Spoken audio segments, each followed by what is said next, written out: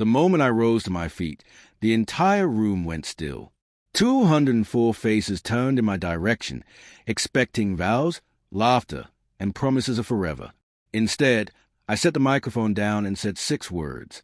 This wedding isn't happening right now. Gasps broke out. Whispers rippled.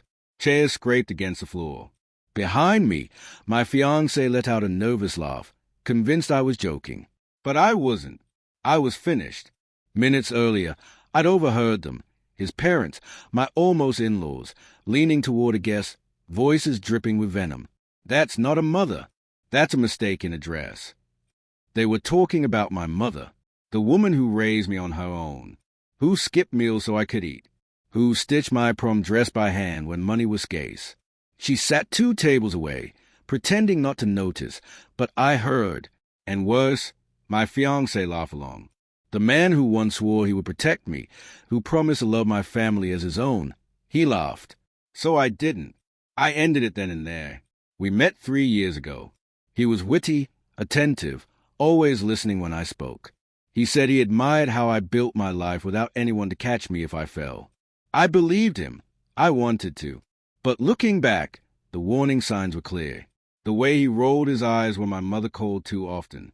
How his family never welcomed her, always dismissing her as eccentric, different, and how he never once defended her. Small wounds ignored, until the wedding day, when they finally cut too deep. I didn't cry. I didn't beg. I didn't even shout. While his family fumbled in embarrassment, shame creeping up their necks, and guests whispered in shock, I stayed steady. I helped my mother to her feet, walked her out with my head held high, and let the chaos fall on them instead. That night, while their calls poured in, I didn't answer. I planned. Because revenge, I've learned, isn't fire and fury. It's precision. And their weakness was crystal clear, their reputation. His father, the respected businessman who preached about family values. His mother, the face of charity, curating images of a perfect household. My ex, the rising star at his firm, aiming for partnership, clinging to an image of stability. Their lives were built on appearances. Appearances I knew how to shatter. Step 1, exposure. Months before the wedding, while we were still engaged, I'd found messages on his laptop, flirtations with a co-worker, photos, promises. I took screenshots and quietly saved them. Now I sent them straight to his partners, the HR department, and the woman's husband. Subject line, professional conduct concern. Step 2, finances. His father once bragged, drunk on whiskey, about cutting corners, cooking numbers. I remembered. I pulled contracts, records, inconsistencies, all public but damning, and packaged them neatly. Then I sent them anonymously to a journalist known for digging into corporate scandals.